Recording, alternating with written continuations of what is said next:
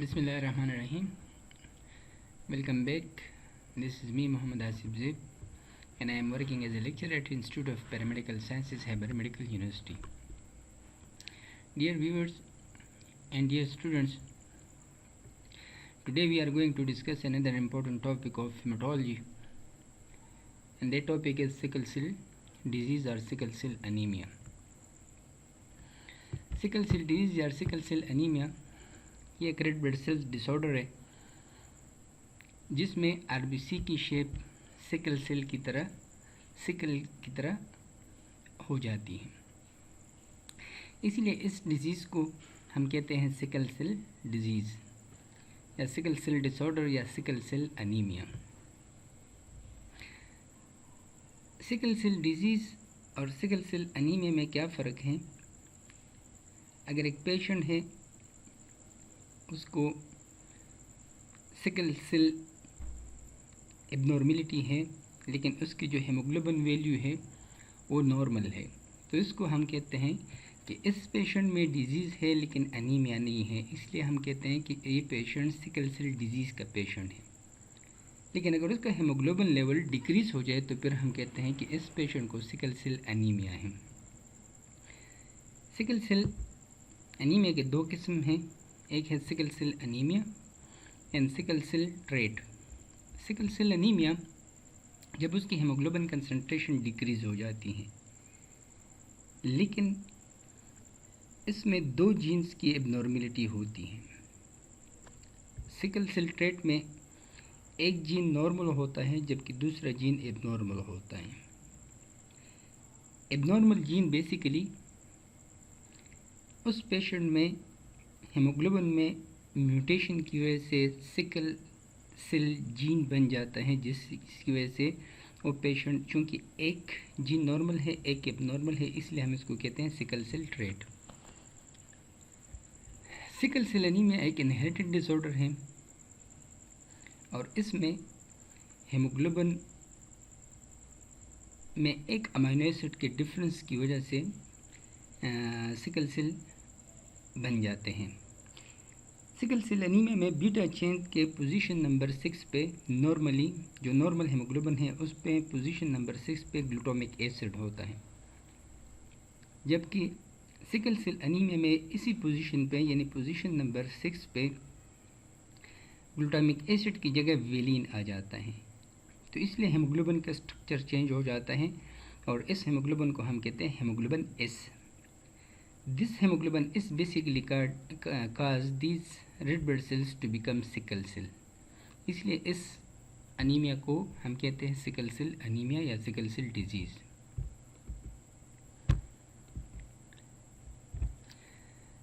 Sickle cell anaemia की history कुछ यूँ है कि 1910 में first time doctor James Herrick ने सिकल सेल्स यानी आरबीसी की जो सिकलिंग है उन्होंने डिस्क्राइब की। फिर 1917 में डॉक्टर एमल उसने इसकी जेनेटिक डायग्नोस की कि इसकी जेनेटिकली क्या प्रॉब्लम्स हैं, तो वो आइडेंटिफाई की डॉक्टर एमल ने। 1922 में डॉक्टर वेरनन मेसन ने इसको सिकल सेल अनीमिया का नाम दिया। फिर 1927 में दो डॉक्टर्स ने एलाबोरेट किया कि सिकलिंग इफ़ेक्ट जो है वो बेसिकली डीऑक्सीजनेशन की वजह से है, यानी जब आरबीसीज जब हेमोग्लोबिन डीऑक्सीजनेटेड हो जाता है तो उसकी वजह से sickling of red blood cells occur होती हैं। तो ये इसकी हिस्ट्री है। इसकी जेनेटिक्स, सिकल सेल एनीमिया एक ऑटोसोमल डोमिनेंट डिसऑर्डर है और ये इनहेरिटेड है, एक्वायर्ड नहीं है। इसमें जैसे हमने कहा कि सिर्फ एक अमीनो एसिड जो कि वेलिन है वो रिप्लेस कर जाता है ग्लूटामिक एसिड, तो ग्लूटामिक एसिड की जगह जब वेलिन आ जाता है तो इसकी वजह से हेमोग्लोबिन एस बन जाता है और ये हेमोग्लोबिन एस दिन का sickling of red blood sales. चूँकि सिर्फ और सिर्फ एक अमीनो एसिड की डिफरेंस है तो इसलिए हम इसको कहते हैं म्यूटेशन कहते हैं। और इस म्यूटेशन को हम कहते हैं पॉइंट म्यूटेशन। तो इसीलिए सिकल सेल एनीमिया एक पॉइंट म्यूटेशन डिसऑर्डर है जिसमें valine replace glutamic acid which cause sickling of red blood sales. और जब फॉर एग्ज़ाम्पल ये मदर है और ये फादर है, ये दोनों सिकल सेल ट्रेट हैं, तो उसके जो ऑफस्प्रिंग होंगे तो उसमें 50% चांसेस होते हैं कि सिकल सेल ट्रेट बन जाए, 25% चांसेस होते हैं कि नॉर्मल इंडिविजुअल हो, और 25% चांसेस होते हैं कि पेशेंट सिकल सेल एनीमिया का पेशेंट हो, यानी होमोजाइगस कंडीशंस हैं। और ये पेशेंट जो होगा ये सीवियर कंडीशन में होगा और कॉम्प्लिकेशन इसके बनिस्बत सिकल सेल ट्रेट के ज़्यादा होंगे।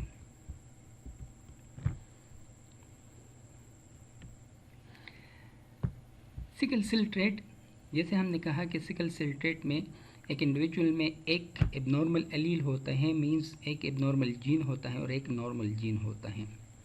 इसलिए इस एबनॉर्मलिटी की वजह से इसमें हेमोग्लोबिन एस की कंसंट्रेशन बनिस्बत हेमोग्लोबिन जो सिकल सेल डिजीज़ के पेशेंट हैं उसमें हेमोग्लोबिन एस की कंसंट्रेशन कम होती है।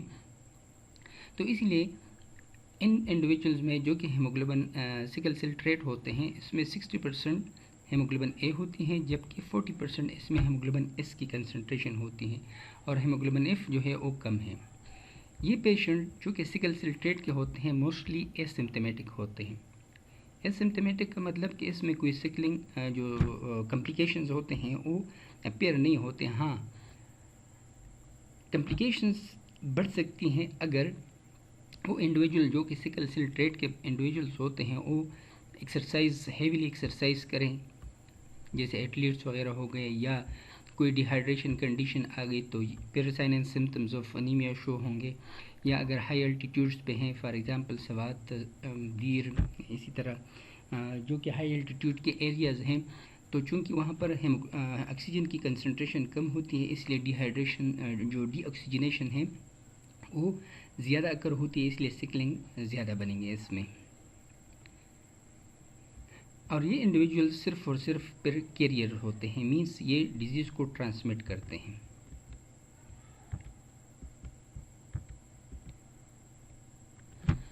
अब pathophysiology of sickle cell anaemia.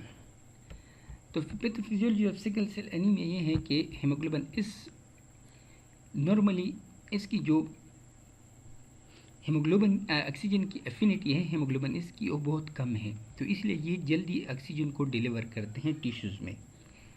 Haemoglobin F की ऑक्सीजन एफिनिटी ज़्यादा है बनिस्बत हेमोग्लोबिन एस की। इसी तरह हेमोग्लोबिन एस की ऑक्सीजन एफिनिटी कम है बनिस्बत हेमोग्लोबिन ए की। तो इसलिए जब ऑक्सीजन हेमोग्लोबिन एस डिलीवर कर देता है, मतलब डीऑक्सीजनेटेड स्टेट में आ जाता है, तो फिर जो हेमोग्लोबिन के मॉलिक्यूल्स हैं उनमें बॉल एंड सॉकेट जैसे ग्रूव अपीयर हो जाते हैं। जैसे शोल्डर जॉइंट है तो shoulder joint ball and socket हैं, तो ये हेमोग्लोबिन मॉलिक्यूल्स में इसी तरह बॉल एंड सॉकेट बन जाते हैं। तो ये मॉलिक्यूल्स आपस में जुड़ जाते हैं, ऐसे लड़ियाँ बना देते हैं, फाइबर्स बना देते हैं।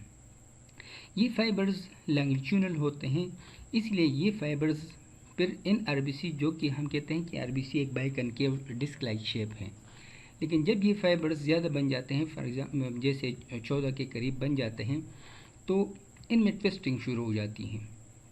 ट्विस्टिंग की वजह से इनकी जो लेंथ है वह आहिस्ता आहिस्ता इंक्रीज़ होना शुरू हो जाती है।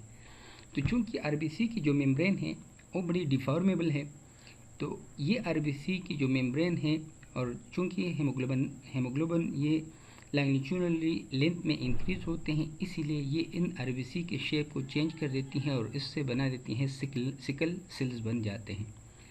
ये सिकल सेल्स इसको हम कहते हैं, जब एक मरतबा सिकल सेल बन जाते हैं इसको हम कहते हैं रिवर्सिबल सिकल सेल्स। क्या मतलब है रिवर्सिबल सिकल सेल का? रिवर्सिबल सिकल सेल ये है कि जब इस हेमोग्लोबिन इसको दोबारा ऑक्सीजन मिल जाता है तो ये लड़ियाँ एक दूसरे से सेपरेट हो जाती हैं, ये फाइबर्स एक दूसरे से सेपरेट हो जाते हैं। जब सेपरेट हो जाते हैं तो ये सिकल सेल दोबारा अपने ओरिजिनल फॉर्म में आ जाते हैं, ओरिजिनल आरबीसी इससे दोबारा बन जाते हैं। लेकिन अगर ये प्रोसेस ज़्यादा हो जाए तो ये सिकल सेल फिर अपना शेप चेंज नहीं कर सकता, इसलिए हम इसको कहते हैं इरिवर्सिबल सिकल सेल। तो इरिवर्सिबल सिकल सेल बेसिकली वो सेल्स है कि जब एक आरबीसी से सिकल सेल बने और वो आरबीसी दोबारा नॉर्मल पोजीशन पे आ जाए, दोबारा अपने नॉर्मल शेप में आ जाए, फिर उससे सिकल सेल बने। तो आफ्टर 3 to 4 टाइम्स जब ये प्रोसेस रिपीट हो तो ये सिकल सेल फिर दोबारा अपने ओरिजिनल शेप में नहीं आता, इसलिए हम इसको कहते हैं इरिवर्सिबल सिकल सेल।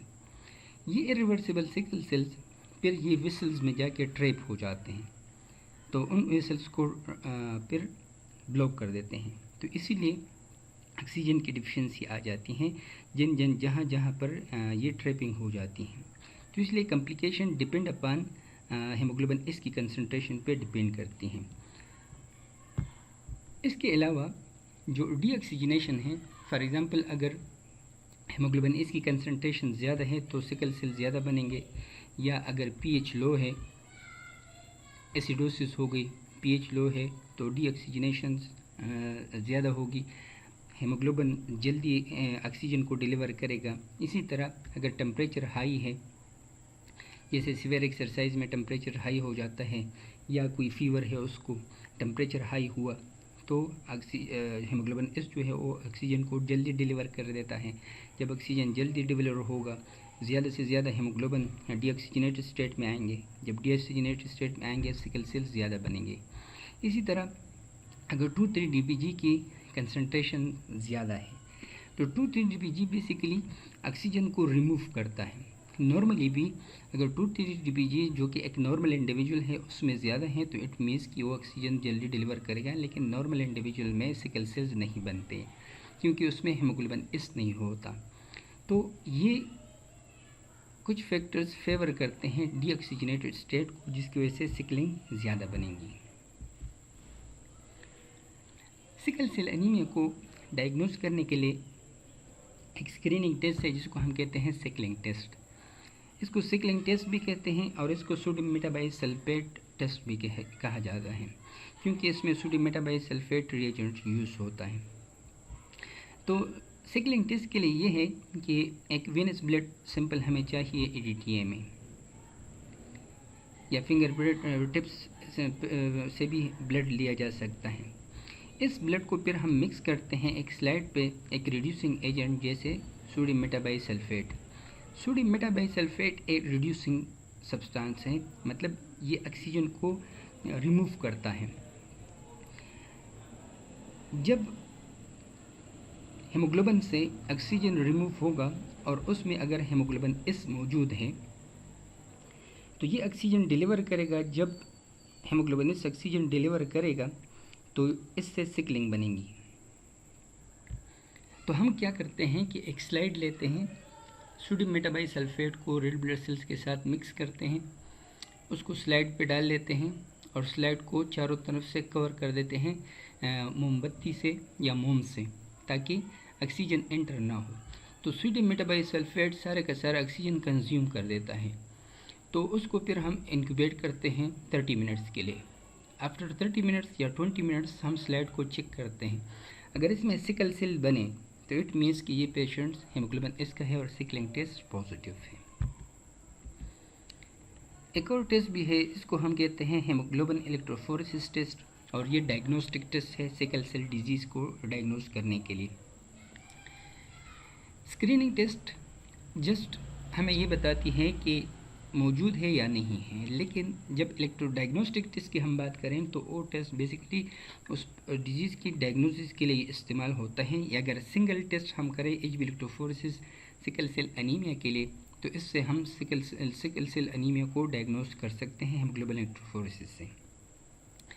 तो अगर एक पेशेंट हीमोग्लोबिन एस यानी ट्रेट का पेशेंट है तो उसमें हीमोग्लोबिन एस की क्वांटिटी 40% होगी, लेकिन अगर वो सिकल सेल डिजीज़ का पेशेंट है तो उसमें मोर देन 60% हीमोग्लोबिन एस की कंसंट्रेशन होगी, और इस टेस्ट के ज़रिए हम इन पेशेंट को डायग्नोज कर सकते हैं।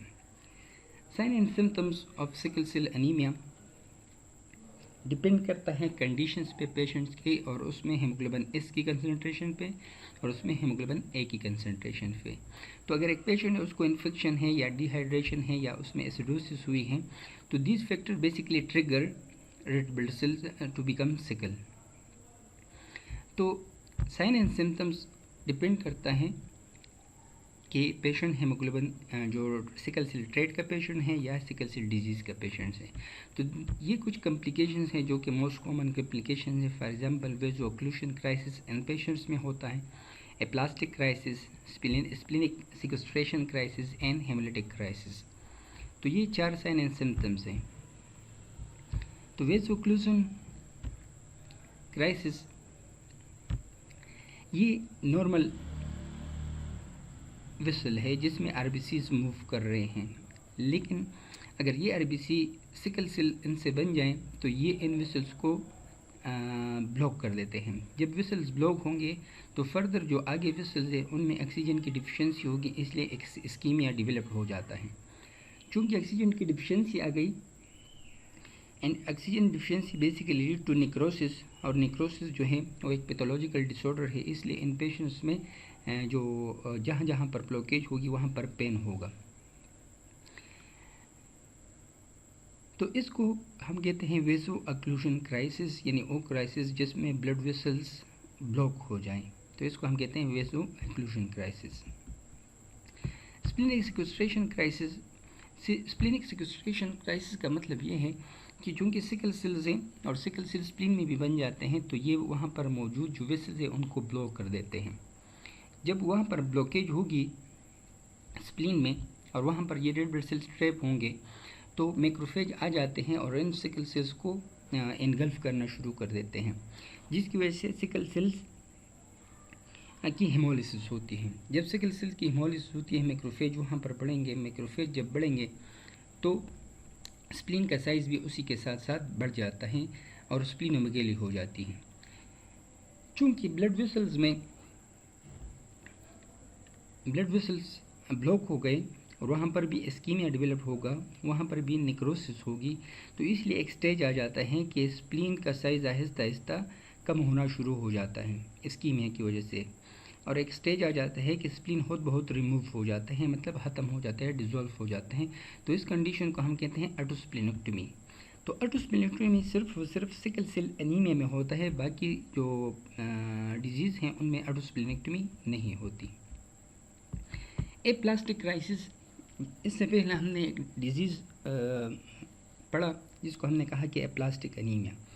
सो एप्लास्टिक एनीमिया बेसिकली और डिसऑर्डर है जिसमें पेरिफेरल स्मेयर में पेनसाइटोपेनिया होता है, जबकि बोन मेरो में हाइपोप्लास्टिक मेरो होती है, यानी हाइपोसेलुलर मेरो होते हैं। तो अब सिकल सेल एनीमिया में एप्लास्टिक क्राइसिस का क्या मतलब है कि पार्वायरस B19 वायरस जो है ये आरबीसीज के जो प्रिकर्सर सेल्स है जैसे एरिथ्रोब्लास्ट है उन पे अटैक करते हैं और उनको इन्फेक्ट करते हैं, लेकिन इन्फेक्शन जब हो जाता है तो चूँकि आरबीसीज के जो प्रिकर्सर सेल्स है वो ख़त्म हो जाते हैं, जब ख़त्म होंगे तो रेड ब्लड सेल्स की कमी आ जाएगी। जब रेड ब्लड सेल्स की कमी आ जाएगी तो हम कहते हैं कि ये पेशेंट्स एप्लास्टिक क्राइसिस में चला गया। तो इन पेशेंट्स में बेसिकली रेटिकुलोसाइटोपेनिया होते हैं, मतलब रेटिकुलोसाइट की क्वांटिटी कम हो जाती है, जिसकी वजह से मेरो फेलियर पे चला जाता है। तो इसको हम कहते हैं एप्लास्टिक क्राइसिस। और एक है हेमोलाइटिक क्राइसिस। हेमोलाइटिक क्राइसिस हमने कहा कि हेमोलाइटिक क्राइसिस ये है कि जब स्प्लीन में ये रेड ब्लड सेल्स ट्रैप हो जाते हैं, सिकल सेल ट्रैप हो जाते हैं, तो मैक्रोफेज उनको इनगल्फ करते हैं और फिर उसकी हेमोलिसिस काज करते हैं। तो जब हेमोलिसिस ज़्यादा होंगी तो हम उसको कहते हैं हेमोलाइटिक क्राइसिस। कुछ और कॉम्प्लिकेशंस भी हैं जैसे hand and foot syndromes. Hand and foot syndrome का मतलब ये है कि इन पेशेंट्स में हैंड और फुट में सिकल सेल ट्रैप हो जाते हैं, यहाँ पर इस्कीमिया डेवलप हो जाते हैं। जब इस्कीमिया डेवलप होगा तो हैंड्स और फुट के जो कलर है वो चेंज ब्लूइश कलर हो जाते हैं। तो इस कंडीशन को हम कहते हैं हैंड एंड फुट सिंड्रोम, जिसमें पेन होता है, पेशेंट को फीवर होती है और स्वेलिंग भी हो जाता है। तो इसको कहते हैं हैंड एंड फुट सिंड्रोम। इसी तरह पोस्ट स्प्लीनेक्टमी इन्फेक्शन, यानी स्प्लीनेक्टमी के बाद स्प्लीन, हम कहते हैं कि spleen is basically the large lymph node of the body. जब स्प्लीन ऑटोस्प्लीनोटमी हो जाती है तो लिम्फ नोड में टी लिम्फोसाइट की मैच्योरेशन होती हैं। जब टी लिम्फोसाइट नहीं होंगे और उनकी क्वांटिटी कम होगी तो इन्फेक्शन के चांसेस पेशेंट्स में ज़्यादा होते हैं। इसी तरह एक्यूट चेस्ट सिंड्रोम है, स्ट्रोक हो गया पेशेंट्स को, चूँकि ब्लॉकेज होगी तो जिसकी वजह से इन पेशेंट्स को ये कॉम्प्लिकेशंस मोस्टली आती हैं। इसी तरह ये और कॉम्प्लिकेशंस हैं, priapism, retinopathy, sickle cell neuropathy, pulmonary hypertension, तो ये कॉम्प्लिकेशन इन पेशेंट्स में कॉमन होती हैं। सिकल सेल एनीमिया पेशेंट्स की diagnosis screening test, sickling test, CBC में हेमोग्लोबिन की कंसंट्रेशन कम होगी। जब हेमोग्लोबिन की कंसंट्रेशन कम होगी और स्लाइड में सिकल सेल्स नज़र आएंगे तो फिर हम सजेस्ट करते हैं कि पेशेंट्स की स्क्रीनिंग टेस्ट करें। स्क्रीनिंग टेस्ट सिकलिंग टेस्ट, जो कि हमने कहा कि सिकलिंग टेस्ट या sodium metabisulphite test. Screening test positive आने के बाद हेमोग्लोबिन इलेक्ट्रोफोरेसिस किया जाता है ताकि पता चले कि पेशेंट्स को सिकल सेल ट्रेट है या सिकल सेल डिजीज़ है। इसी तरह डीएनए एनालिसिस से भी सिकल सेल एनीमिया की डायग्नोसिस हो सकती है।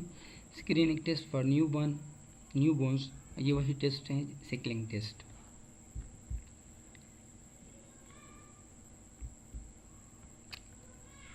Thank you so much.